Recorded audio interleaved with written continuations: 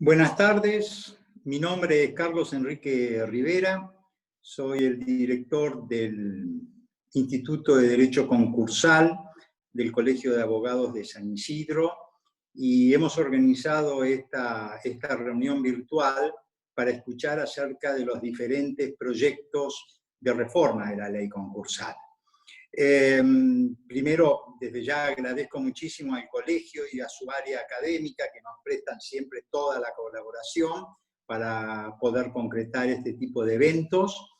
Y desde ya que les agradezco por anticipado a los tres disertantes, tres reconocidísimos concursalistas que ejercen libremente la profesión y que son además docentes en la materia, lo cual me exime de mayores datos acerca de sus antecedentes. Y el hecho de haber trabajado en la reforma de la ley pone de manifiesto el conocimiento profundo que tienen de la ley concursal.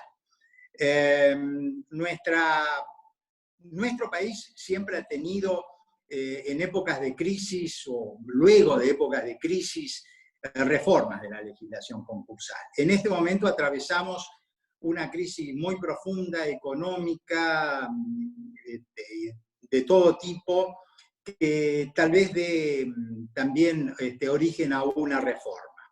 Aquí traemos la opinión de tres autores que seguramente nos van a poder explicar respecto a lo que se conoce como, o por lo menos que mencionan como el PRES, ¿no? El procedimiento de reestructuración empresaria simplificada, o el procedimiento de prevención especial, o la posibilidad ante circunstancias extraordinarias de poder readecuar la propuesta homologada.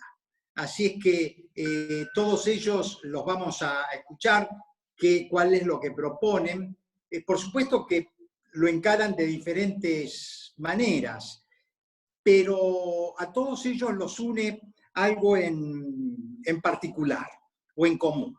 El honesto propósito de mejorar la normativa existente, afirmar en definitiva con ello la paz social e importantísimo realizar la justicia. Así es que les agradezco a los tres, les cedo la palabra al doctor Jerónimo de Francesco, quien va a dar las pautas de cómo desarrollaremos esta reunión, y luego escucharemos en primer lugar al doctor Anich. Jerónimo, te escuchamos. Hola, buenas tardes, ¿cómo les va a todos? Bueno, mínimamente voy a dar 3 o 4 pautas de cómo se va a desarrollar la charla. Tendrán 25 minutos para exponer cada uno de los disertantes. Primero comenzará el doctor Anich, segundo el doctor Mossi y por último el doctor Truffat. Habilitaremos el chat a los efectos de que los participantes puedan ir haciendo las preguntas y las recopilemos al final. Las voy a transmitir yo a los disertantes, dada la cantidad de inscriptos que hay, que no podemos habilitar el micrófono, por lo cual le pido encarecidamente que traten de no armar debates en el chat a los efectos de facilitar la labor nuestra de la recopilación de todas las preguntas. Bueno, no dando para más, le cedo la palabra al doctor Anich a los efectos de que comience la disertación y nuevamente en nombre del instituto les agradecemos a los tres disertantes.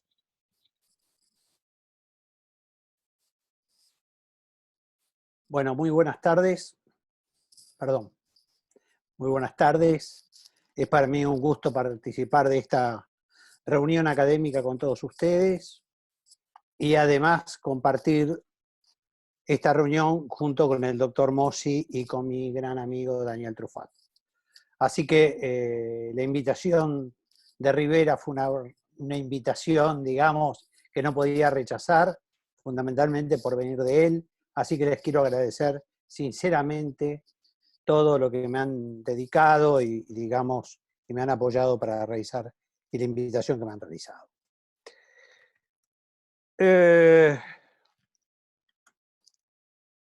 Voy a empezar con una pequeña historia que no tiene que ver con el derecho concursal, pero que me pareció interesante porque me permite, a partir de esta breve historia que voy a contar, poder analizar ciertas cuestiones que tienen que ver con nuestra especialidad. En mi época adolescente, que transcurrió, quiero aclarar, en el Colegio Marín de San Isidro, porque yo fui la última camada de pupilos, así que tengo una particular afecto por San Isidro. Nos gustaba mucho a los compañeros de colegio seguir las carreras de Fórmula 1, que por supuesto se seguían por el gráfico, ¿correcto? Y en aquel momento, en los años 60, había un corredor muy famoso que ganó dos campeonatos del mundo, que se llamó Jim Clark, que corría con un auto que era el famoso Lotus Climax. Fue un auto muy, muy emblemático en su momento. A partir de ahí él gana una serie de carreras. Y uno de los autódromos más veloces que tiene la historia del automovilismo mundial de Fórmula 1 es el Gran Premio de Italia, que se corre en el Autódromo de Monza, que queda cerca de Milán. En aquel momento, Jim Clark tardaba 1 minuto 38 segundos en dar una vuelta. Si nosotros vemos el mismo circuito, digamos, en la actualidad, es igual, recondicionado, digamos, pero es el mismo trazado, vamos a decir. Y vemos, por ejemplo, a Hamilton corriendo con Mercedes en el año 2015, también el Gran Premio de Italia. Él tarda 1 minuto 26 segundos. Es decir, hace el circuito 12 segundos más rápido. 12 segundos más rápido en Fórmula 1 es muchísimo tiempo. Entonces se me ocurrió pensar qué pasaría a lo largo de una carrera. Una carrera son 53 vueltas. Bueno, a lo largo de una carrera, Hamilton, a este otro corredor excepcional como fue Jim Clark, le hubiera sacado 5 vueltas y 500 metros aproximadamente. Entonces, si el circuito es el mismo, si los corredores son de alta calidad técnica, digamos, porque a ese nivel son de alta calidad técnica, como alguna vez dijo Jackie Stewart, ¿qué es lo que marca el diferencial? Todos coincidirán conmigo que lo que marca el diferencial es el herramental. Y yo lo que voy a plantear acá es una reflexión, una hipótesis de un posible herramental que podríamos utilizar para tratar los casos de insolpandemia, que son los que nosotros tenemos en este momento y que estamos viviendo en nuestro país. Es decir, una insolvencia originada fundamentalmente por una cuestión pandémica. Esta no es una insolvencia similar a la de los años anteriores, como hemos tenido, el año 2012, crisis anteriores, no tiene nada que ver. Esas fueron crisis de otra naturaleza, esencialmente de orden económico, financiero, etc., pero no tienen nada que ver con esto. Acá lo que ha sucedido, señores, y no voy a entrar en detalles porque los conocen todos, es que se ha afectado el flujo de fondos de las compañías. Ese flujo de fondos que tiene la sociedad como todo en el sistema económico ha sido afectado. A algunos se los han prácticamente paralizado y a otros se los han lentificado. Es decir, nadie está ni produciendo, ni facturando, ni vendiendo en las mismas condiciones que lo hacía antes. Con lo cual el flujo de fondos está absolutamente detenido. Esto presenta varios problemas en la sociedad. Porque la afectación es global y de esto ya hace un tiempo que estamos en esta condición. Con lo cual, hay un estado de cesación de pagos, vamos a decir, vigente, o por lo menos un estado grave, de estados financieros graves, que nos llevan a preguntar, ¿y en algún momento qué vamos a hacer con todo esto? ¿Vamos a seguir en una especie de eternidad o vamos a tratar de diseñar alguna alternativa. Vuelvo a repetir, lo que yo voy a exponer es un mero proyecto que es una sumatoria de ideas. Por supuesto, sujetos a críticas, ajustes, reflexiones, todo lo que haya que hacer. Y siguiendo la enseñanza de Einstein, si no nos gusta, la tiramos a la basura y ponemos otra. Esto es así. Esa tiene que ser nuestra labor. Nosotros tenemos que recomponer este flujo de fondos, porque si no lo que vamos a tener es un colapso social. Tenemos por el otro lado un problema sanitario importante que abarca determinadas zonas geográficas del país más que otras. Y tenemos que conservar las empresas que mayoritariamente en nuestro medio son pymes. Entonces, ahí tenemos que mantener estas empresas, porque estas empresas generan los puestos de trabajo, formales e informales que tiene la economía argentina. Y digo esto porque de una vez por todas aceptemos, dentro del marco del derecho, que tenemos gran parte de la actividad como actividad irregular o por lo menos informal. En general, esta parte a veces la soslayamos en cuanto a tratar la problemática de insolvencia. Nosotros tenemos esencialmente hoy 3 sistemas. Tenemos el concurso preventivo, el acuerdo preventivo extrajudicial y la quiebra.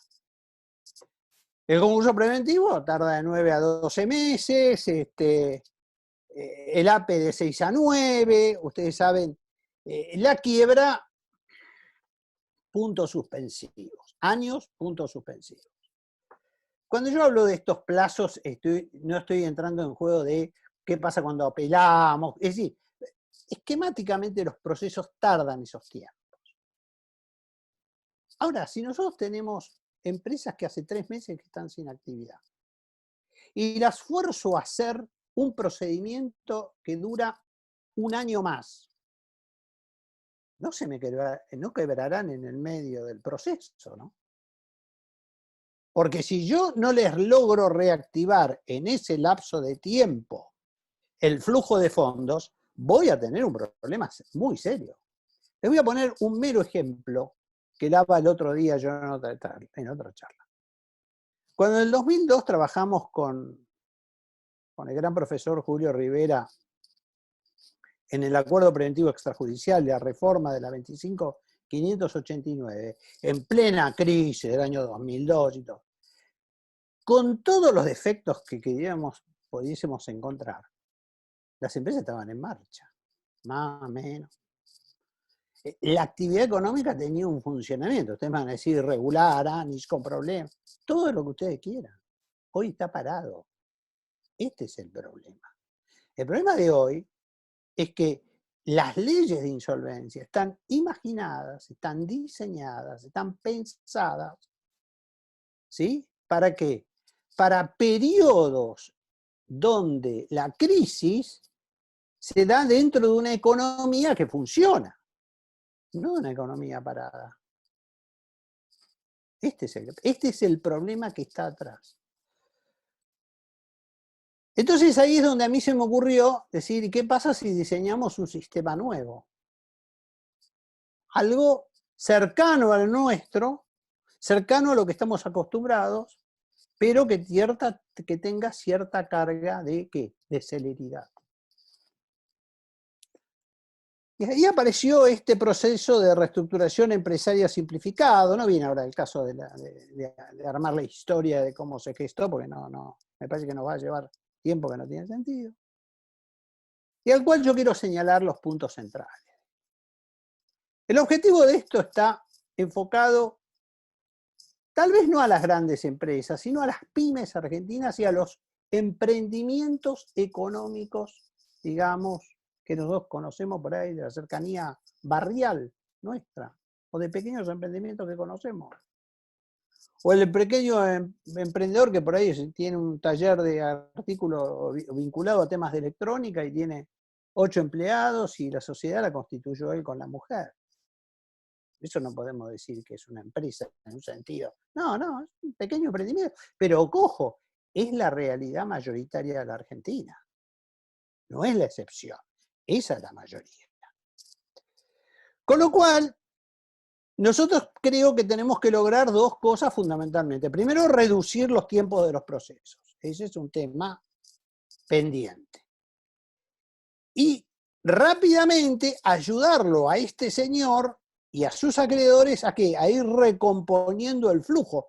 Porque acá el problema es que se nos genera un efecto, vamos a decir, dominó. Es decir, la caída de una empresa pega en otra, pega en otra, pega en otra. Cuando nos queremos acordar, tenemos un tendal de empresas quebradas.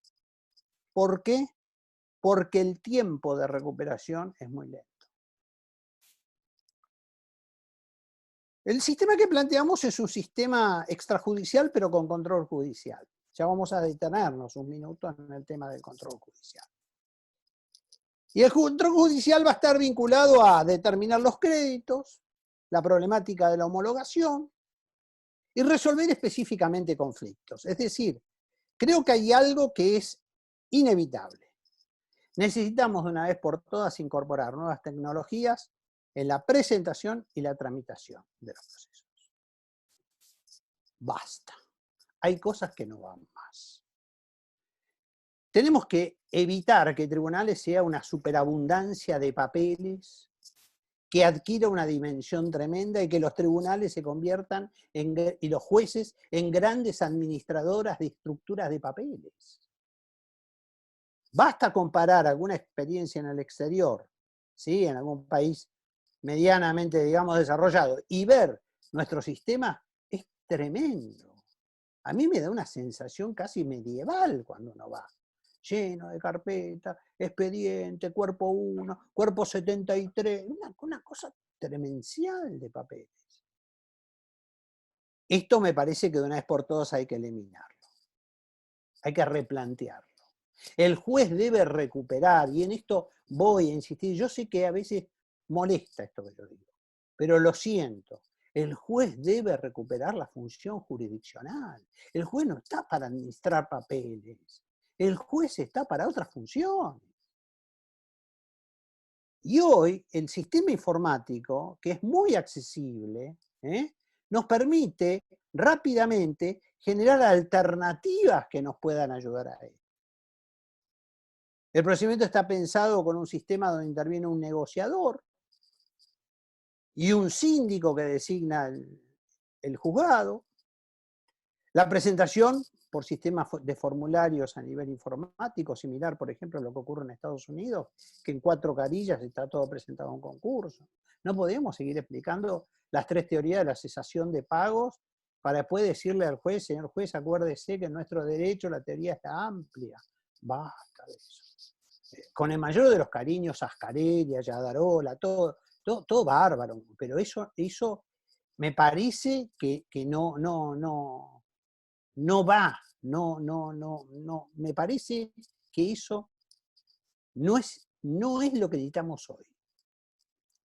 Y aparte todos sabemos ya de lo que estamos hablando. Esto dispara una constancia de solicitud del procedimiento que dispara una automatic stay, con lo cual por 90 días el señor tiene un marco para negociar, tiene que negociar porque periódicamente va a haber que informarle al tribunal que las negociaciones están avanzando, porque esto se puede llegar a extender excepcionalmente un tiempo más. Pero en principio son 90 días para negociar, tiempo, yo diría, abundante.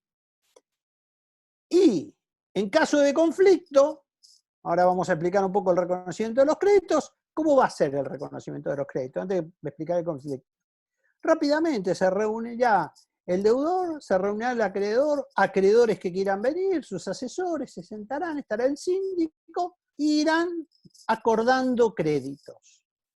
Cuando haya alguna diferencia con algún crédito, con los créditos que haya dificultades, vamos al juez, pedimos una audiencia, nos sentamos con el juez y arreglamos la diferencia. Y el juez resuelve ¿qué? Conflictos. No que le presentamos 400 verificaciones de crédito, de las cuales reales en conflicto hay 60. El resto es ese famoso todos los acreedores deben presentarse, del artículo 32. Y aparece así, para ya acercándonos al final, las características de, que acá estas son importantes, y me gustaría señalarlas, que es las características de la negociación. El proyecto prevé algunas cuestiones. Establece el principio de la buena fe, la obligatoriedad de la buena fe en las negociaciones, con lo cual la información que se da es fidedigna. No puede haber abuso de posición dominante respecto de todas las partes. Esto es realmente, creo, diferente a lo que estamos habituados. Es decir, yo no puedo venir y decir, ah, no, yo soy una repartición pública, estoy exceptuada. No, no. En este conflicto tienen que participar todos. ¿Por qué? Porque también se aplica el principio del esfuerzo compartido. Todas las partes tienen que pasar. Acá no podemos hacer excepciones, porque en las excepciones pierde una parte en desmedro de la otra. Esto creo que de una vez por todas tenemos que ser muy serios y muy exigentes. ¿Por qué? Porque es la base del sistema republicano. Todos deben reclamar en el sistema y todos deben someterse al sistema legal. No puede ser planes de pago de organismos fiscales que muchos de ellos tienen cláusulas que podríamos discutir su constitucionalidad. Y eso lo sabemos. Entonces, hay también posibilidades de poner fresh money, aporte, es decir, el sistema está basado esencialmente en un alto nivel de flexibilidad. ¿Y ahí qué pasa si llegamos a un acuerdo con todos los acreedores que convocamos? Por ahí 10 acreedores a los cuales le debemos. Bueno, si convocamos a los 10 acreedores que les debemos, llegamos a un acuerdo con los 10 y hay unanimidad, la homologación o no será una decisión nuestra. Ahora, si no logré unanimidad y llegué a una mayoría que me permite pedir la homologación a través del APE, lo puedo hacer. Pero ya tengo solucionado el primer conflicto básico, fundamental, que es ir recomponiendo el flujo de fondos. Y si no hay unanimidad y no tengo la mayoría, ¿qué hago? Recurriré a otros de los remedios previstos en la ley. En este proyecto les quiero aclarar que el artículo 59 de la ley de concursos se elimina el famoso plazo legal de restricción de 1 año y se permite o se habilita que en el 63 de la 24.522 se permita readecuar propuestas concursales antes de que a un concursado que entra en etapa de incumplimiento en pleno periodo de insol pandemia, le decretemos la quiebra. Permite esto readecuar. Esto está dentro de esa concepción, dentro de esa filosofía. Entonces, antes de llegar a los 25 minutos y en fiel cumplimiento a mi amigo Rivera, les hago 2 preguntas. ¿Qué hacemos?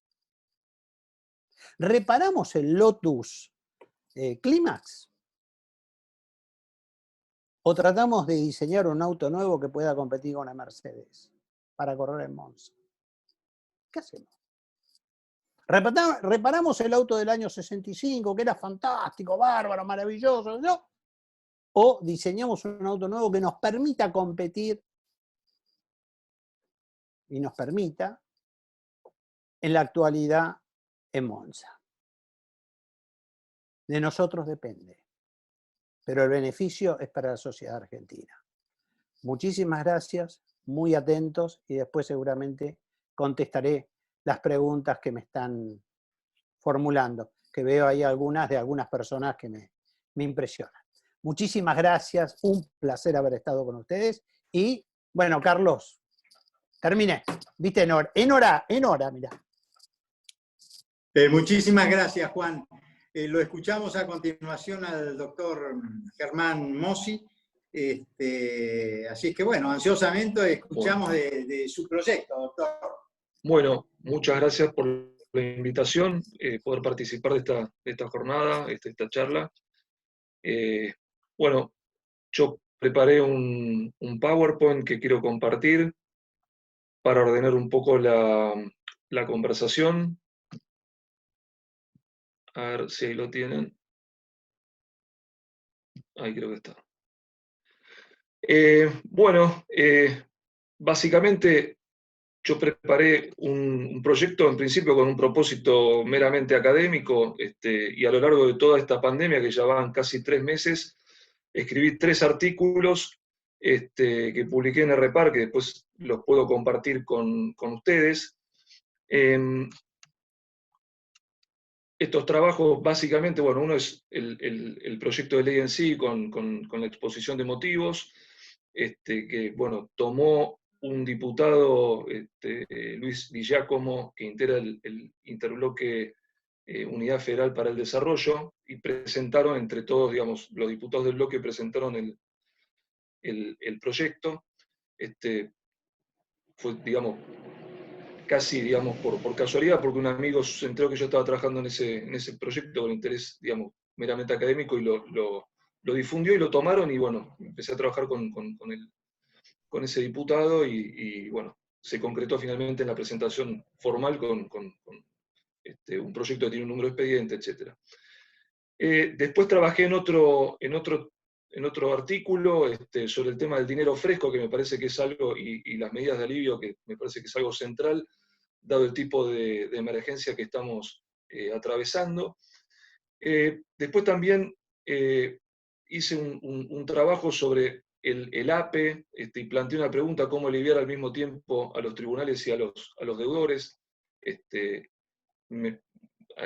Ahora voy a desarrollar un poquito ese tema. Y básicamente el proyecto de ley tiene 3 ejes, ¿sí? Aborda 3 ejes. Uno es el eje de la emergencia, propiamente dicho. El otro es un eje de algunas propuestas para la modificación del régimen general en algunos puntos, que me parece importante, que como mínimo son 2. Uno es el tema del Instituto del Dinero Fresco, que ya lo mencionó el doctor Anich. El otro es el tema de los convenios colectivos de trabajo, tratando de encontrar algún régimen intermedio entre los 2 regímenes por los que penduló la cuestión, el del 95 y el del 2011. Y el tercero es la creación de un régimen especial para pequeños deudores. Un poco tomo la pregunta que decía que formuló el doctor Anich en su exposición. Yo soy un poco más de la idea de que los cambios pequeños o los ajustes sobre las leyes que ya tenemos, y el perfeccionamiento de esas figuras, esos institutos, nos permiten contar con herramientas que los profesionales del derecho, los jueces, ya conocemos de alguna manera, y le vamos incorporando esos cambios, y vamos construyendo esos cambios con el correr del tiempo, los años, y entiendo el propósito del doctor Anich de generar un cambio un poco más radical, pero bueno, yo trabajé más en algo, digamos, en una instrumentalidad de cambios sobre las figuras que ya tenemos. Esa es un poco la idea. Lo primero que me parece que tenemos que pensar es bueno, un diagnóstico acerca de cuál es el tipo de crisis que tenemos. Si hacemos una comparación con otras crisis, esta que estamos atravesando no tiene una situación análoga, primero porque se origina en una pandemia, es una crisis que tiene un capítulo económico que es derivación de esa pandemia, abarca a todos los países del mundo en mayor o menor medida. Cada uno de los países responde con las herramientas que tiene. Algunos tienen muchas más herramientas que otros, nosotros tenemos pocas herramientas, pero lo afrontamos con las herramientas que tenemos.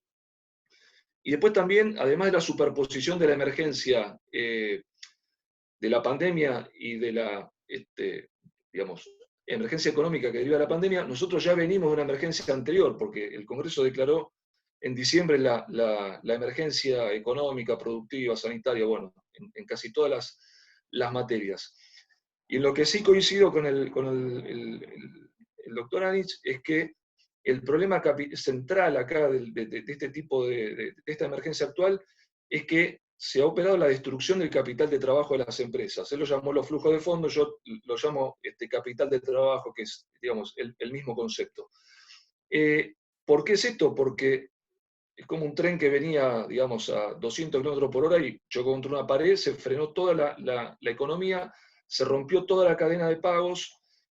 Hoy todos los sujetos que operan en la economía, las personas, los individuos, las empresas, todas tienen algún tipo de problema de impago, tanto como deudores como acreedores. Entonces, esta es una situación inédita. No se puede comparar ni siquiera con la gravísima emergencia del 2001, 2002, en donde las empresas estaban trabajando y bueno, había un tema de una especificación asimétrica, un tema de una devaluación, algunos quedaron de un lado, otros quedaron del otro, se resolvió con una ley de emergencia y algunos poquitos concursos.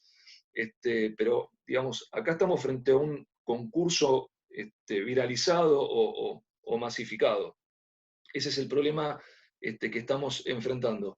Y tenemos herramientas concursales que no están ajustadas a esta necesidad.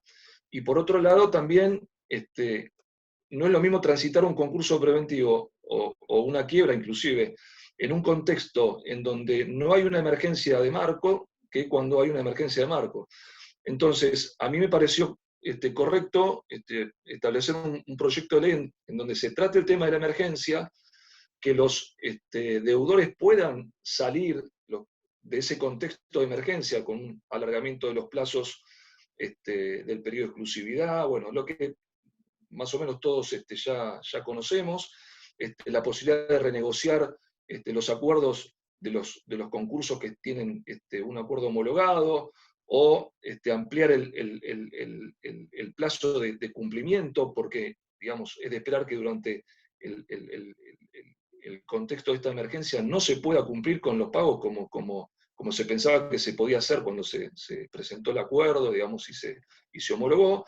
Entonces, ese primer, digamos, bloque de normas tiene que sacar a los deudores de ese contexto y colocarlo fuera de lo que se prevé, que es esta situación de parálisis total de la economía derivada de un confinamiento que tiene una fundamentación sanitaria, pero que también tiene un capítulo económico. Entonces, las normas del poder de policía, que son las normas transitorias que nos van a permitir atacar este problema de la emergencia. Después tenemos los problemas propios, que son los problemas de los deudores insolventes, que eso se ataca en la ley de concursos y quiebras, la insuficiencia actual de los remedios legales adecuados, que es lo que nos hace plantear esta propuesta de reforma de la ley. Sobre la primera pregunta, o sea, si se puede aliviar al mismo tiempo a los tribunales y a los deudores, yo estimo que sí. Bueno, una propuesta la que formula el doctor Anich, y expuso recién el doctor Anich. Yo trabajé sobre la posibilidad de agregarle algunos cambios al APE, porque me parece que el APE es una figura que digamos, fue muy cuestionada y en muchos casos con mucho sustento, porque dio lugar a abusos muy importantes en su utilización. No así el diseño es un diseño correcto, que por ahí le falta completar algunas cosas para que tenga un grado mayor de efectividad. Tal vez, digamos, lo que falta es agregar el automatic stay, o, como yo propongo, la posibilidad de que el deudor pida una suerte de medida cautelar para que bueno, se provoque el mismo efecto del automatic stay. Me parece que el tema de la medida cautelar, pedir una medida cautelar en tal sentido, puede tener una ventaja importante, porque permite conservar el actual sistema de APE, o que sea el deudor el que pide la protección al juez, y por lo tanto, digamos, durante el periodo que lleva adelante la negociación del APE, tener esa protección. Después, bueno, también el tema de que el juez haga realmente el control de si el acuerdo es o no abusivo, si es en fraude a los acreedores, que los acreedores que se opongan tengan la posibilidad de hacer un planteo en donde puedan, digamos, demostrar efectivamente esas causales por las cuales se están oponiendo a la homologación, e inclusive una instancia posterior, luego de la homologación, en donde el acreedor que demuestra haber sido ilegítimamente excluido del acuerdo pueda plantear la inoponibilidad del APE respecto de sí, o inclusive si esto hubiese dado lugar a que el APE no hubiese tenido lugar, bueno, a que caiga directamente todo el APE. Con esas modificaciones yo creo que se puede llegar a adaptar algo que tenemos para una situación como la que estamos atravesando, y ya dejar una legislación que conocemos y que manejamos para el futuro, ¿no? Que es un poco también el punto de diferenciar las leyes de emergencia de aquellas que queremos que queden con una vocación de permanencia como ordenamiento de fondo. Respecto de las modificaciones al régimen general de concursos, yo trabajé sobre básicamente dos figuras. También sé que hay otros proyectos que procuran incorporar otras figuras más. Seguramente el doctor Truffat va a exponer sobre esto. El tema del dinero fresco a mí me parece central, porque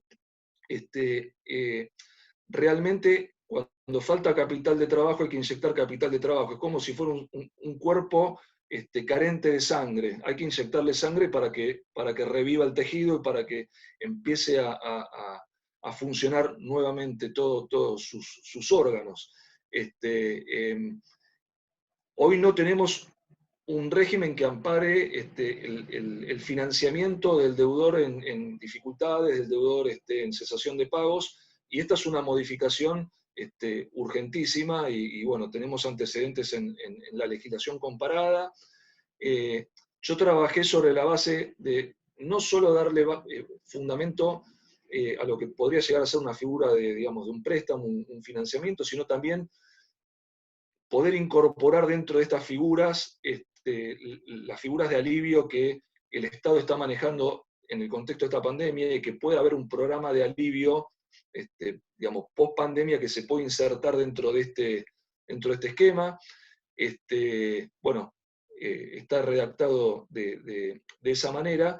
También que pueda presentar un socio no controlante, ¿sí?, que pueda también hacer un aporte, y que ese aporte tenga de alguna manera la protección del dinero fresco, que es a través de un privilegio del 240, no así para el mayoritario o el controlante, porque se supone que ese debería hacer un aporte de capital, pero el otro puede ser que lo haga para después tener un acuerdo para tomar el control. Bueno, entonces me pareció interesante habilitar esas tres hipótesis. La segunda figura sobre la cual trabajé, que me parece también muy, muy necesaria, y que es un tema en el cual nos debemos un debate en donde tenemos que dejar a un costado las cuestiones políticas que para mí tiñen toda esta temática, es el tema de los convenios colectivos de crisis. Sabemos que el sistema del 95 también daba lugar a abusos, porque por el simple hecho de la presentación, el deudor gozaba de esos 3 años y no tenía un incentivo real a negociar un convenio de crisis. La respuesta fue la reforma del 2011, que derogó esa posibilidad. Y bueno, yo ahora estoy tratando, de darle lugar a una figura intermedia, en donde bueno, el deudor esté incentivado porque únicamente puede gozar de esta suspensión durante el periodo de exclusividad, que es el periodo en el cual él tiene que negociar las conformidades con los acreedores. Y ahí es donde le va a decir a los acreedores y a los trabajadores qué tanto apoyo le dan de un lado y del otro para el acuerdo. Y si lo logra, bueno, tendrá un convenio colectivo de crisis, y si no, en ese breve plazo, habrá una suspensión que quedará sin efecto para el escenario, posterior a lo que sería la homologación del acuerdo. Y el tercer punto, que es un poco la parte en la que por ahí más me ocupé, es en establecer un régimen especial para pequeños deudores con 2 tipos de procedimiento: un procedimiento preventivo y un liquidatorio sin quiebra para personas humanas. Básicamente, y después, bueno, yo voy a compartir con el con el colegio, el PowerPoint, lo van a poder ver después más en detalle. Básicamente se apunta en este proyecto a darle a los pequeños deudores un remedio que sea accesible, que tenga cierta flexibilidad, del cual puedan gozar y disponer efectivamente. Hoy el concurso preventivo para un pequeño empresario o empresa, un emprendedor, un empleado sobreendeudado, etcétera, parece algo demasiado grande, inaccesible. Entonces, bueno, reduciendo los requisitos para la presentación, dándole más poder al juez, como por ejemplo está previsto una audiencia en donde el juez puede derivar a las partes, digamos, a una negociación extrajudicial, y después, si no logran el acuerdo y la presentación de un acuerdo, bueno, ahí sigue el procedimiento preventivo especial.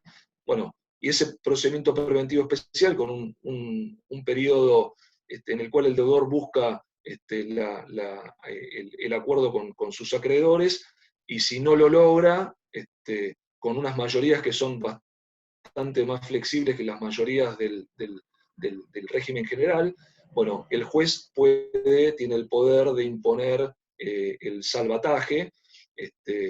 Todo el proceso es un proceso en el cual el juez tiene un auxiliar que es un síndico B, que tiene facultades también de mediador barra procurando que el deudor y los acreedores lleguen a digamos, a acuerdos que tanto pueden ser individuales como un acuerdo, digamos, para todos los acreedores o para categorías de acreedores.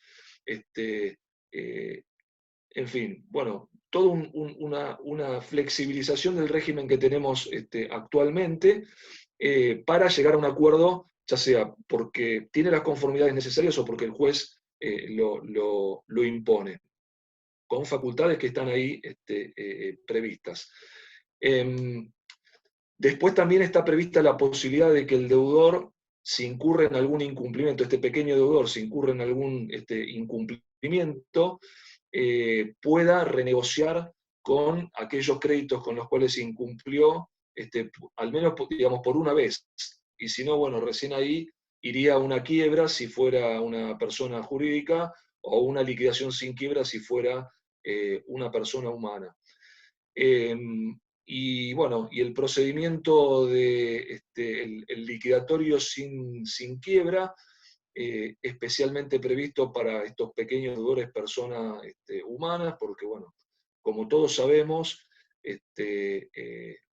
no tiene mucho sentido hacer quebrar a una persona humana que tiene digamos, un pequeño patrimonio, y lo más rápido y eficiente que seamos, en liquidación de ese patrimonio, y le permitamos al deudor superar esa instancia y reinsertarlo nuevamente como un actor en la economía, creo que es lo que va a tener, digamos, un mejor desempeño, sobre todo en un contexto como este, en donde se prevé que una gran cantidad de sujetos tenga, digamos, tenga que enfrentar esta situación donde su patrimonio no alcance ni siquiera para hacer frente a los gastos de un procedimiento concursal o una quiebra, más específicamente.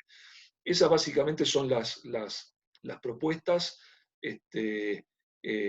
En el trabajo que les voy a compartir y que está publicado en REPAR, en uno de los trabajos están referidos todos los proyectos de ley con el número de expediente, con lo cual ustedes pueden entrar directamente por la página del Congreso y ver cada uno de los proyectos. Y bueno, hay también un cuadro comparativo, es un cuadro en donde se comparan los distintos ejes en los cuales los proyectos tienen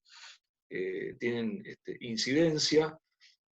Acá está resumido, hay un solo proyecto, bueno, que abarca los tres ejes, que es el proyecto que les mencioné recién, el del interbloque federal. Hay tres proyectos que trabajan en dos ejes, uno es el del la diputada García y el senador Bullrich de Juntos por el Cambio. Después hay un proyecto muy mínimo de una senadora Vega, y después hay 7 proyectos de ley que trabajan solamente en un eje.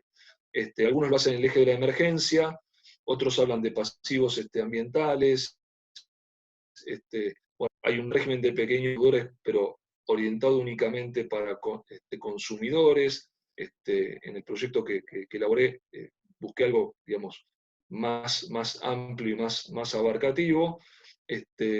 Bueno, ahí tienen ustedes una exposición de cada uno de estos proyectos. Habría que, bueno, darle revisión a todo este PowerPoint, que es bastante grande, bastante largo. Yo, digamos, lo comparto con ustedes para que ustedes después lo puedan leer en detalle y con más tranquilidad. Bueno, de mi parte la exposición está finalizada y quedo abierto a las preguntas que quieran formular. Muchas gracias. Muchísimas gracias, Germán. Y entonces, a continuación, lo escuchamos a Daniel Truffat. Gracias. De nada. Buenas noches a todos. ¿Se escucha? No. Sí, se escucha. Perfecto. Gracias, Carlos. Empiezo, obviamente, por marcar mi agradecimiento al Colegio de Abogados de San Isidro, que nos convoca en esta ocasión. Expreso mi afecto y reconocimiento a mis coexpositores, pero no sería justo si no remarcara la alegría que me da compartir el estrado con Juan Anich, que es un amigo hace más de 30 años, y tener de presentador a Carlos Rivera, que es exactamente la misma idea. Sorry que ubique que son 30 años, pero son 30 años, doctores. Es así. Quiero agradecer al público presente y a tan buenos amigos que he visto, que he curioseado, que están entre el público o que me han enviado mensajitos a lo largo de estos minutos. Cuando Hipócrates no sabía qué hacer con un enfermo, como marqué el otro día en un trabajo para el ejemplar número 100 de Dictum, lo mandaba a rezar al templo de Apolo. Mandar a alguien a rezar al templo de Apolo era muy útil porque, ¿qué hacía en el templo de Apolo el enfermo? Descansaba, hacía ayuno, no se esforzaba, no contagiaba a nadie y estaba a tiro a la vista del médico. Es decir, esta técnica tan elemental era lo que había que hacer cuando uno no sabe muy bien cómo tratar un problema. Y la verdad que en 7 siglos no aprendimos demasiado bien cómo tratar el problema de la cesación de pagos, y entonces hacemos lo mismo que hacía Hipócrates. Ponemos a una empresa en concurso preventivo, bajo control del síndico, detenemos las agresiones patrimoniales, evitamos que administre violando la par condicio, es decir, seguimos una técnica similar. Lo único que le adosamos la posibilidad de negociar sus deudas como auténtica medicina, como un mecanismo de rescate. Hoy estamos frente a un desafío único, lo han señalado los expositores que me precedieron, que es que en el panorama nos aparece una pandemia, el COVID-19. En una charla que dimos hace una semana, un poquito más, en ese grupo de amigos que se llama el Arca, yo dije que el COVID-19 era como el Minotauro.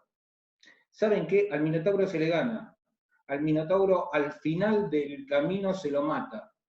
Los valientes médicos, enfermeros, camilleros, los bioquímicos que estudian cómo vencerlo, los economistas que piensan cómo se podrá salir hacia adelante, nosotros, los hombres de derecho que humildemente pensamos alternativas para regular esa etapa, venimos a hacer como pequeños deseos.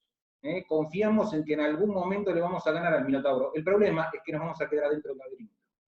El laberinto socioeconómico que ha generado la crisis del COVID-19 es tremendo.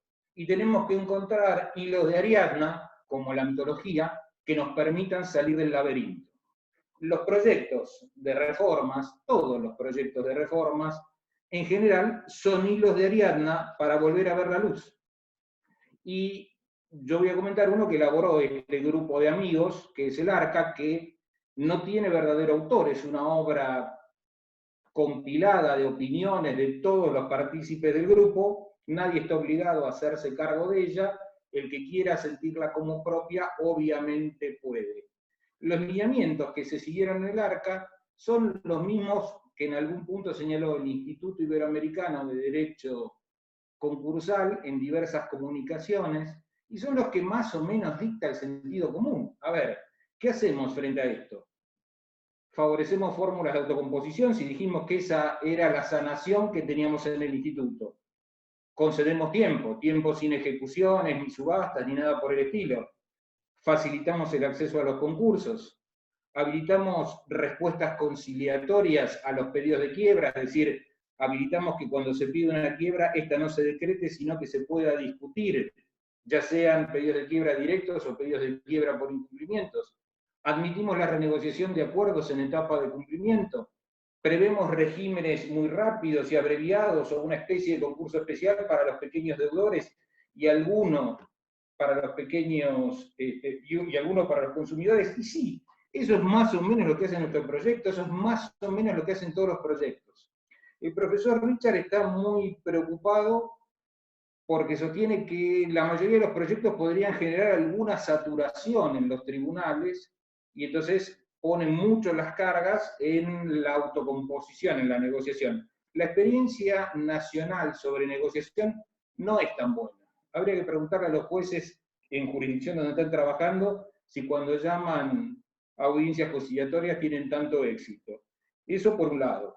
Por otro lado, no sé si la saturación es tan mala. Por ahí lo que necesitamos es tiempo, y por ahí la saturación, de un modo no necesariamente elegante, pero efectivo, nos dé el tiempo que haga falta ahí en el templo de Apolo para que el paciente se recupere. ¿Qué dice el proyecto que elaboró el ARCA? El ARCA tiene un subgrupo que trabaja para ella, se llama Sala de Máquinas, que integran entre otros el doctor Mossi, y que hasta ahora ha producido un proyecto sobre medidas emergenciales, tiene casi listo uno sobre pequeños concursos y después tiene uno más en marcha.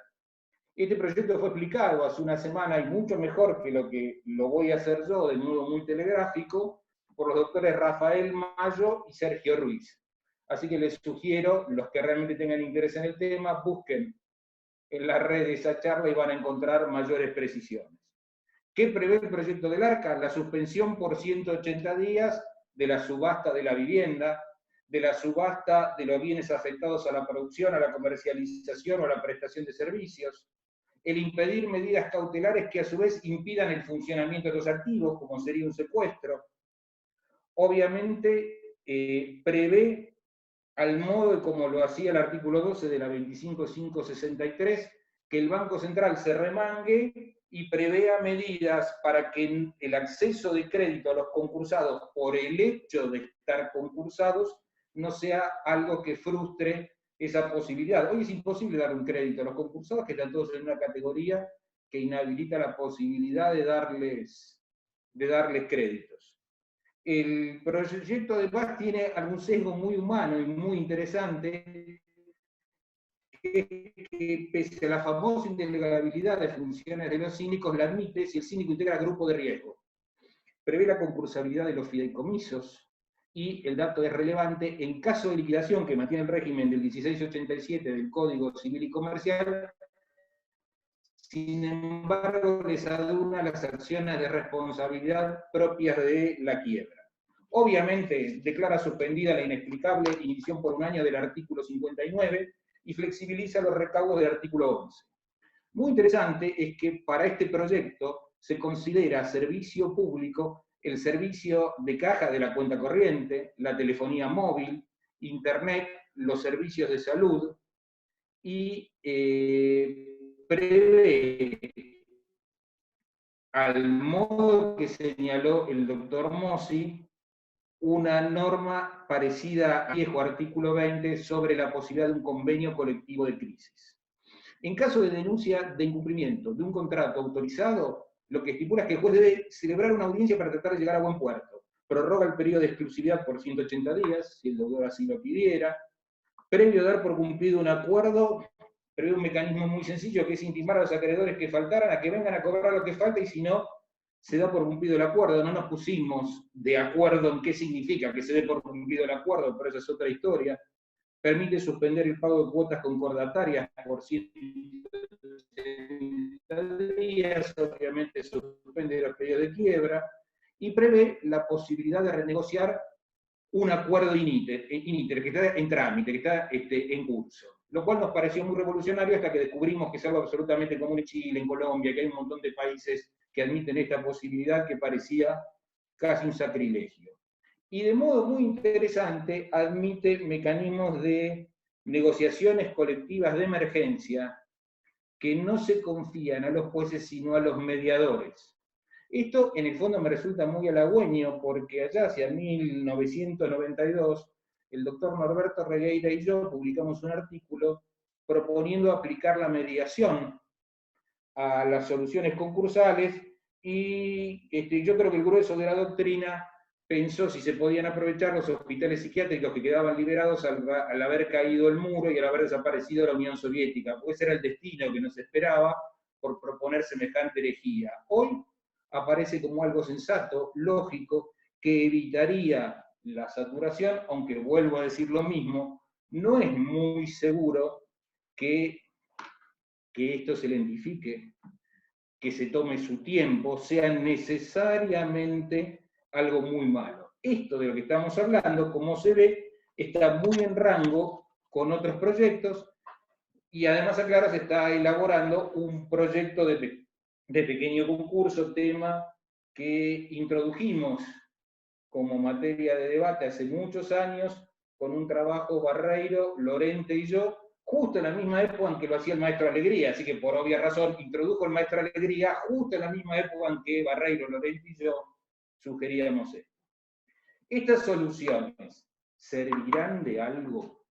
Ustedes saben que yo estaba muy convencido de que estábamos haciendo algo maravilloso en el ARCA. De hecho, creo que es un ámbito magnífico, pero tuve dos sacudones psicológicos.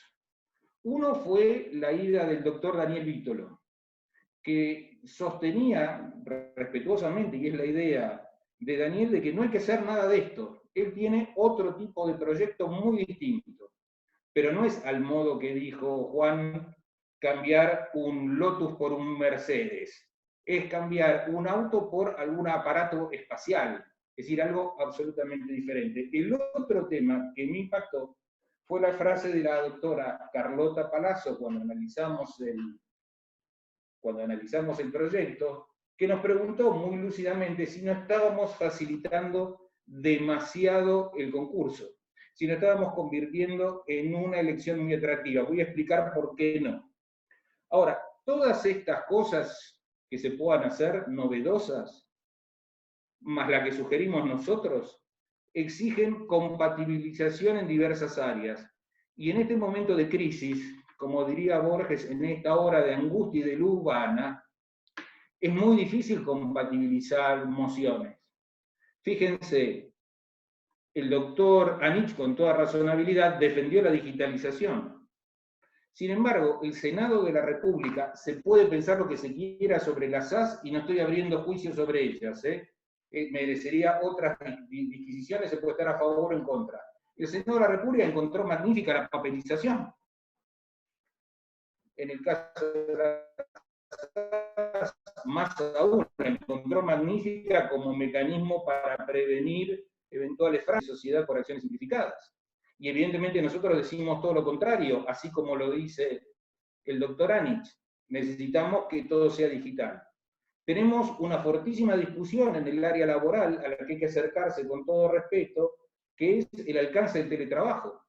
¿En qué medida el teletrabajo podrá afectar principios tuitivos inderogables del derecho laboral? ¿Cómo compatibilizar un mundo que va a tener teletrabajo y procesos digitales y eventual suspensión de los convenios hoy vigentes y aplicación de convenios colectivos de crisis? Es un desafío. Si no encontramos el modo de compatibilizar todo esto, lo único que vamos a hacer son parches. Hoy en día tenemos un drama que no había existido nunca antes, y es el riesgo del cierre de las empresas, del alzamiento de bienes. Entre el público está el doctor Antonio Silva Oropesa, que seguramente nos podrá contar que esto es muy común en su querido México. En América Latina es muy común esto de que el que fracasa huye al modo del alzamiento de bienes de las viejas ordenanzas de Bilbao. Pero nosotros no estábamos acostumbrados a eso. Será porque facilitamos los regímenes concursales. Nuestra gente, cuando se cae, lo hace con un decreto de falencia. Acá tenemos que prepararnos para los cierres. 23.000 negocios cerraron en la ciudad de Buenos Aires en las últimas semanas.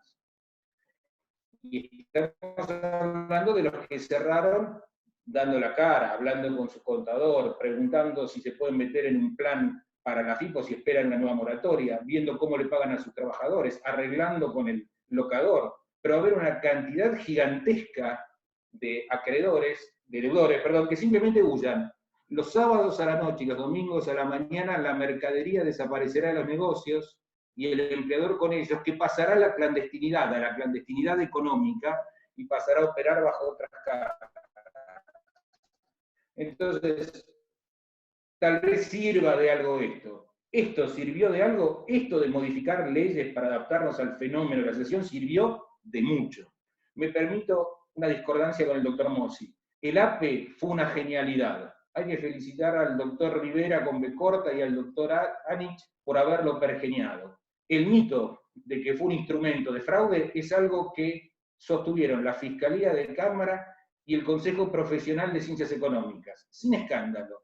Y regularmente se reestructuraron 30.000 millones de dólares de deuda.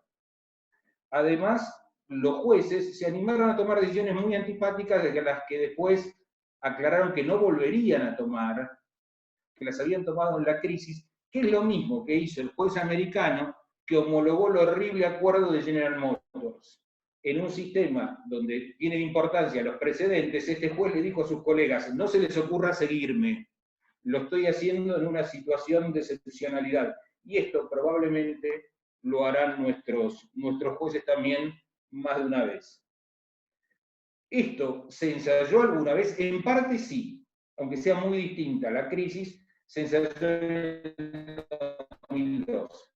Pero de la crisis del 2002 no se salió del laberinto con el hilo de Ariadna, se salió por arriba, volando, como Dédalo e Ícaro, porque tuvimos la fortuna que a China se le ocurriera que sus clases medias empezaran a consumir proteínas y había que alimentar el ganado que proveyera esas proteínas, y eso puso fortunas en manos del sector agropecuario que, como se sabe, reinvierte y ahorra ladrillos. Este gran empujón económico el que ayudó para que con leyes sabias, como fue la 25589, pudiéramos hacer las cosas bien. Ahora, salir del enclaustramiento, de la cuarentena, no avisoramos un milagro como ese. Ojalá haya un milagro agrícola como ese. Ojalá haya vacas muertas que vengan al rescate, pero al menos de momento no se lo ven. ¿Vale la pena hacer lo que queremos hacer? ¿Vale la pena analizar leyes como la que proyectó Germán, como la que nos explicó Juan, como la que trabajamos en el ARCA? Ustedes ahí tienen un avión baleado y una idea maravillosa que nos proveyó en el ARCA Ariel Dazo, hijo. Eso lo marcó un matemático famosísimo de origen rumano que se llamaba Abraham Wald.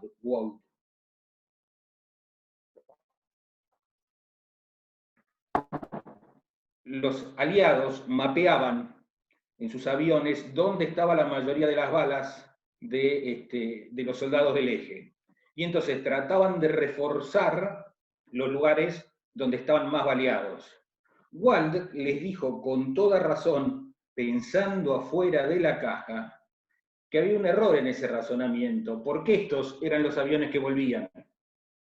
Lo que había necesariamente que reforzar son las partes intactas, porque a los que les pegaban en las partes intactas, esos no volvían de modo alguno. Entonces la pregunta es, ¿estamos reforzando las partes donde hay balazos pero los aviones vuelven? ¿Estamos haciendo lo mismo que se hizo en el 2002 y hace 7 siglos sin mayor necesidad ni apuro? Esta es nuestra errónea situación. Bueno, me voy a permitir una salvajada, que es tratar de pensar afuera de la caja, más allá de un matemático como Abraham Wald, y decir, no, Obviamente hay que blindar las partes intactas, porque son las más sensibles, pero las partes baleadas son el límite de tolerancia. Si hay 200 balazos, el balazo 201 que no aparece es el que voltea el avión. O sea que también hay que blindar esas partes. Lo que estamos haciendo al discutir estos proyectos es pensar cómo proteger esas partes y cómo construir el hilo que nos saque afuera del laberinto.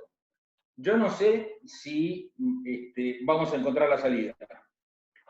Sí sé, porque se los dije recién, que lo más probable es que, como les decía antes, no hay salida por arriba. No nos van a aparecer Ícaro y Dédalo de decirnos cómo salir por delante del laberinto. Necesitamos pensar hilos de Ariadna, para que nos pongan más cerca de la salida. El profesor Anich, una persona de una cultura y una sensibilidad jurídica excepcional, dijo que cada vez que pensamos esto tenemos la libertad propia de los científicos. Lo que nos enseñaba, entre otros, Einstein, es decir, esto es instrumental, esto se piensa, se busca, se analiza, si sirve, sirve, y si no sirve, se piensa algo nuevo. Yo, en vez de Einstein, humildemente, propongo seguir a Marx, a Groucho Marx. Estas son mis ideas, y si no les gusta, tengo otras. Muchas gracias. Bueno, muchísimas gracias a los tres disertantes, muy interesante, muy completa, muy novedosa los proyectos y las propuestas de cada uno de ellos. Ahora voy a efectuar algunas preguntas que he estado recopilando del chat, que fueron un montón, pero por una cuestión de tiempo las vamos a efectuar por escrito y vamos a tratar de elegir algunas de ellas. Para el doctor Anich, en primer momento, le pregunta Roberto Viria, ¿cómo se compadecería ese sistema de la buena fe y la necesaria prevención de connivencia entre acreedores y el deudor, licuando a la verdadera masa? Doctor Anich. Sí, y yo lo primero que quisiera aclarar es que la licuación de pasivos no se produce porque las partes lo resuelvan. La licuación de pasivos se produce porque el Estado genera inflación. Y cuando hay inflación, los sistemas de reestructuración no resuelven el problema. Nosotros tenemos viejas experiencias en el tema. Y les quiero aclarar que no hay ninguna ley en el mundo que solucione el problema de la depreciación monetaria en los procesos concursales.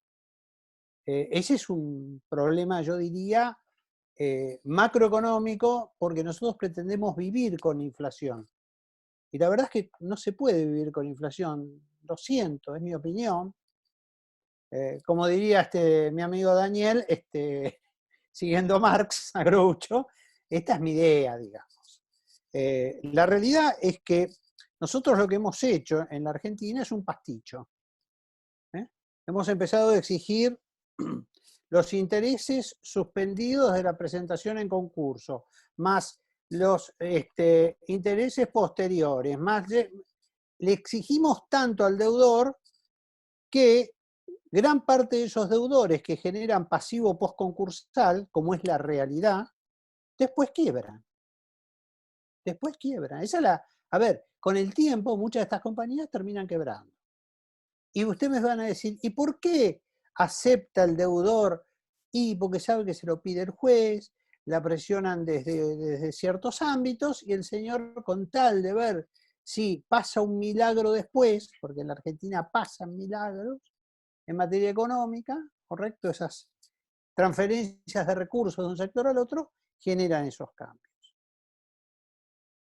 Esto es un aspecto macro. El otro que yo quiero contestar rápidamente es, a ver, las negociaciones son públicas, acá no son negociaciones privadas.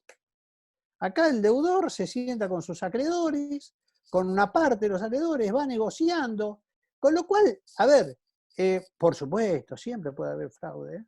Si vamos a buscar fraude, siempre hay fraude. Y quiero aclarar algo, hay fraude en el concurso preventivo, hay fraude en todos los institutos legales. Con lo cual, no es que lo vamos a Yo creo que los propios deudores y los propios acreedores van a controlar a otros acreedores. Y cuando adviertan que algo está mal, lo plantearán ante el síndico y el síndico solicitará una audiencia en tribunales para aclarar el conflicto. No hay otra alternativa.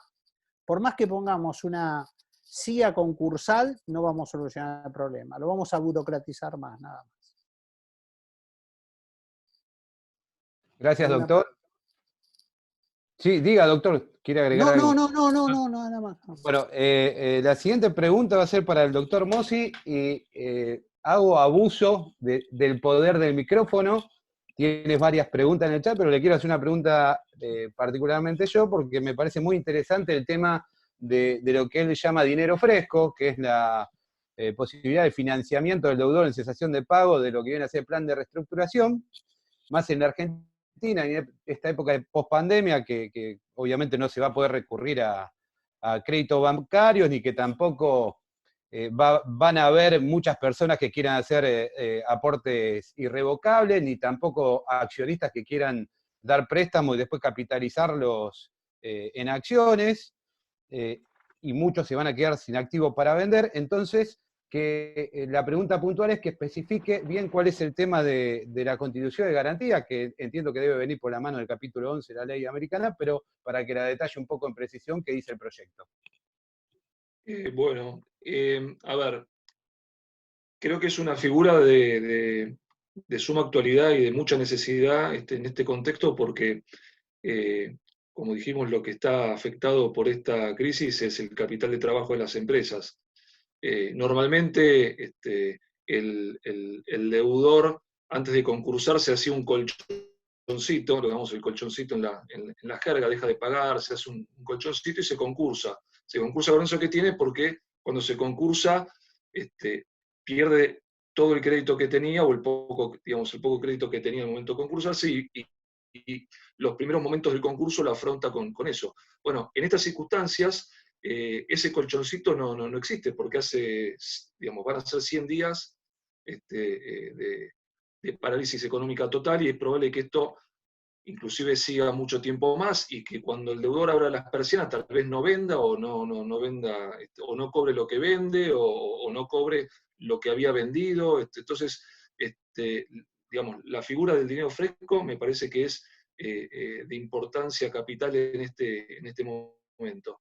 En cuanto a la regulación, yo pensé en algo muy, muy simple, que es agregar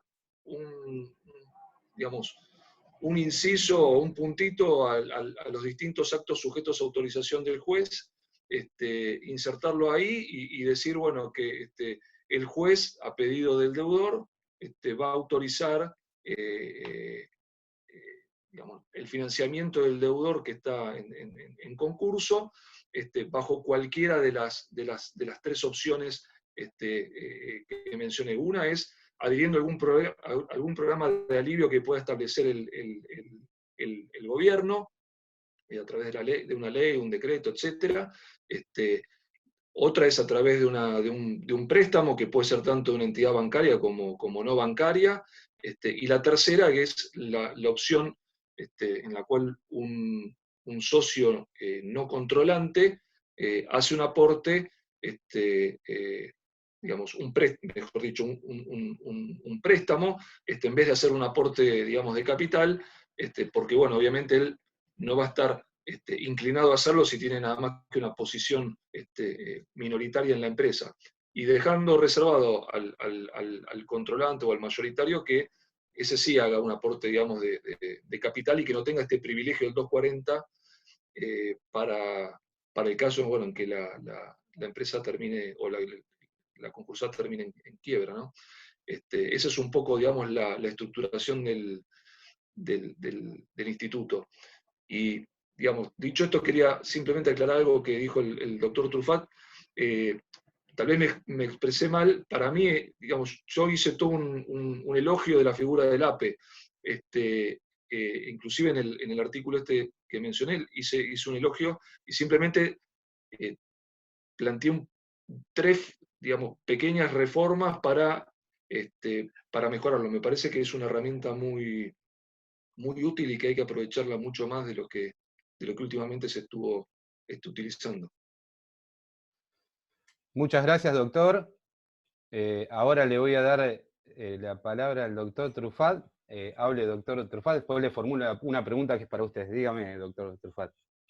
Y tiene que ver, ¿se escucha? Sí, se escucha. Bien? Sí, sí. Tiene que ver con lo que dijo recién el doctor Mossi sobre el fresh money.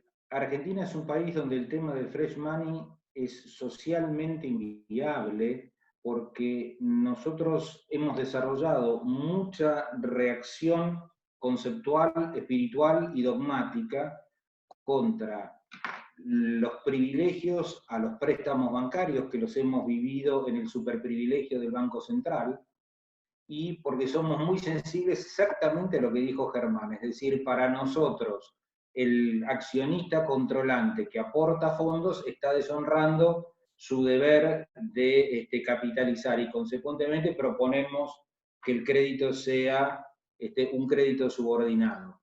En el derecho comparado no es así. Es decir, volviendo sobre lo que siempre dijeron y nos enseñaron los españoles y los italianos, ahora convierten a Superman, Batichica y la Mujer Maravilla simultáneamente al prestamista de última instancia, aunque sea un accionista mayoritario. No estoy diciendo que haya que hacerlo. Lo que estoy diciendo es que, vista nuestra configuración conceptual, me parece que es algo que va a costar horrores, y que los únicos casos en que va a ser posible proveer fresh money es a través de bancos oficiales. Bueno, doctor, le voy a formular dos preguntas de un mismo tema. Una de ellas la generó el doctor Miguel Rubín. Espéreme un segundo. En cuanto a las medidas, espéreme. Un segundito. Primero el doctor Anich mencionó el tema que usted habló del tema de que se admitía las negociaciones colectivas de emergencia. Expresamente dijo si el artículo 6 mencionado, el negociador oficial, de qué lista saldría y qué conocimientos debería tener ese mediador, ese negociador en realidad. Eso es para el doctor Anich, no para mí, o es para mí. No, el doctor Anich se la hizo usted. Ah, gracias, Anich. Bien. Hoy no estamos en tiempo para formar un equipo de negociadores, así que tenemos que recurrir a los profesionales que tenemos. Los profesionales que tenemos son síndicos. Tenemos una gran cantidad de contadores altamente calificados que son síndicos B, que perfectamente, si quisieran, podrían cumplir esa tarea. El único tema que es contrapuesto con todo lo demás es que hay que pagarles dignamente, porque la verdad que llevamos muchas décadas de maltratar a los síndicos y a su retribución, desde el famoso pague con maníes y lo asesorarán los monos de Ariel Dazo en adelante.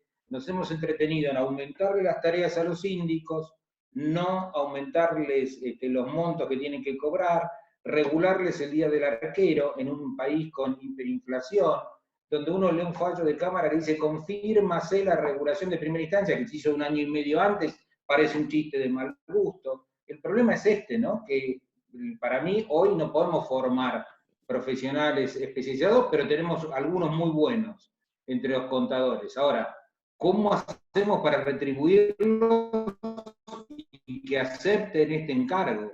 La verdad que es algo que me parece muy difícil.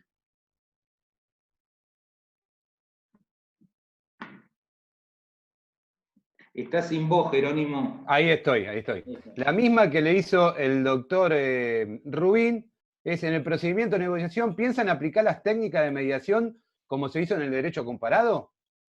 Y bueno, la respuesta sería lo deseable, pero vas a tener suficientes mediadores que podrían hacerse un tándem en temas que lo ameriten por su magnitud y demás, un tándem de negociadores de primer nivel y de mediadores de primer nivel, al mismo tiempo con personas que entiendan como los síndicos de cómo tratar la falencia. Es algo que se podría hacer perfectamente. Yo te aclaro que en el tema de los mediadores, nosotros tenemos mediadores que, por ejemplo, han mediado en los acuerdos de paz en El Salvador. O sea, nosotros tenemos equipos de mediadores de excelencia. también los retribuimos como la mona y hagámonos cargo de esta decisión, les pagamos con maníes. Bueno, y para los ¿Me tres permitís, bueno, Jerónimo, me permitís una pequeña afirmación sí, que doctor. quería aclarar? Respecto del APE, hay que recordar algo que no es menor y Daniel se acuerda perfecto. En el 2002, 2003, en la época que hacíamos los APEs, hubo una gran oposición de la FIP a los APEs. Tanto es así, vos te acordarás, Daniel, que había que ir a la FIP y firmar una declaración que no se podía reestructurar deuda quirografaria, que los alcance a ellos. Entonces acá entramos también en un tema complementario que es, simplemente quiero dar 3 palabras. Esto lo tenemos que solucionar de una vez por todas. Esto que de pronto sucedió, y yo no me acuerdo ahora exactamente, que apareció la FIP en un APE y se opuso y declaró una deuda que después se descubrió que no era tal. Estas cosas no van más. Si estas leyes son, o alguna, es aprobada, digamos, por las autoridades del país, los organismos fiscales tienen que readecuarse en ese sentido. Esto como si fueran, digamos, sistemas estancos una contra otra, no funciona si no se recuperan empresas de esa manera. Eso solo quería mencionar porque me parece que es un tema importante a tener en cuenta en el APE, porque fue un elemento de distorsión del instituto, quiero aclarar. Nada más. Bueno, la última pregunta, y después ya le doy el pase a Carlos, que cierre directamente él. Para los tres disertantes, preguntan el estado parlamentario de cada uno de su proyecto. No Bueno, sé si... en el caso del proyecto que yo trabajé con la gente Juntos por el Cambio, fue presentado en el Senado y está dentro de la tramitación, digamos, normal, junto con el análisis de otros proyectos que he podido acceder, digamos, ahí en algunas reuniones virtuales, pero estaba en ese. Me parece que hoy el país está discutiendo otros temas. Tiene otras urgencias, me parece. Nosotros no tenemos un proyecto, Jerónimo, propio, por lo que dije del ARCA, es el proyecto del ARCA, Sí, que es de todos y mismo. de ninguno, como dice Borges de la Patria, es de todos y de ninguno. El proyecto del ARCA fue enviado al Poder Ejecutivo de la Nación porque está concebido como un decreto de necesidad y urgencia, y me parece, como dice Juan, que lo están estudiando, pero hoy tienen otras urgencias más urgentes. Doctor Mossi. Sí, coincido con el diagnóstico de los colegas. Yo creo que hay un encadenamiento en el tema de que, bueno, hay una emergencia, hay una necesidad de atender esa emergencia, que inclusive hasta puede llegar a ser con un decreto de necesidad y urgencia. Eso también de algún modo está relacionado con la apertura de los tribunales, porque todos suponemos que si no sale no hay alguna norma de emergencia, va a haber una avalancha de juicios, y eso va a colapsar los tribunales. Entonces, necesariamente tiene que haber un encadenamiento, ¿no?, entre lo que es la legislación propia de emergencia y la apertura de los tribunales. Después, lo que tiene que ver con la labor parlamentaria, por donde podría salir también una ley de emergencia como la 25.563 que citó el doctor Truffaut, que, digamos, de alguna manera inspira en gran parte capítulos de esta nueva legislación. Digamos, todo lo que sea permanente, obviamente, tiene que ser por ley. Eso entra dentro de una dinámica parlamentaria que tiene mucha complejidad y sobre todo en estos tiempos. Lo que podemos suponer es que cuando el Congreso se ponga en marcha con alguna norma, y bueno, pueden llegar a entrar en la mesa de negociación proyectos, ¿sí? Porque ahí van a necesitarse mayorías, quórums. Sabemos que en diputados, por ejemplo, el Frente de Todos no tiene quórum propio, entonces necesita de legisladores adicionales, y bueno, y ahí puede haber una dinámica digamos, que destrabe este tema. Hoy lo que vemos es paralización total, inclusive creo que estuvo cerrado el Congreso unos días y no hubo trabajo porque tuvo casos de coronavirus y estuvo cerrado y se suspendieron todas las labores que había de comisión, etcétera, y creo que se está retomando recién esta semana o la semana que viene. Así que también están lidiando con esos, digamos, con esos temas. Pero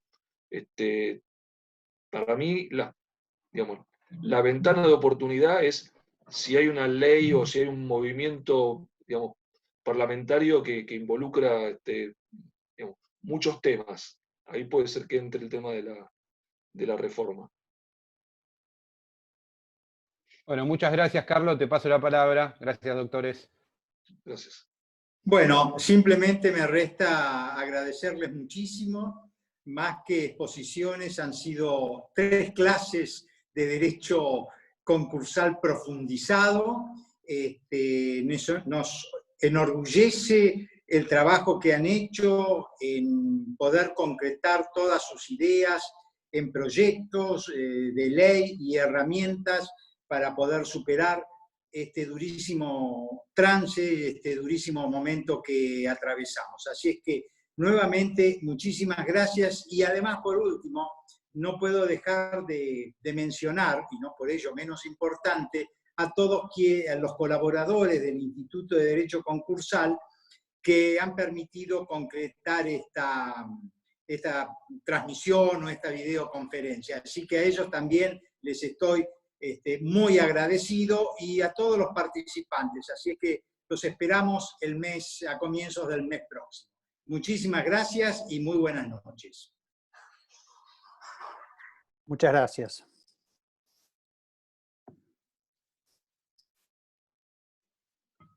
Muchas gracias, Carlos.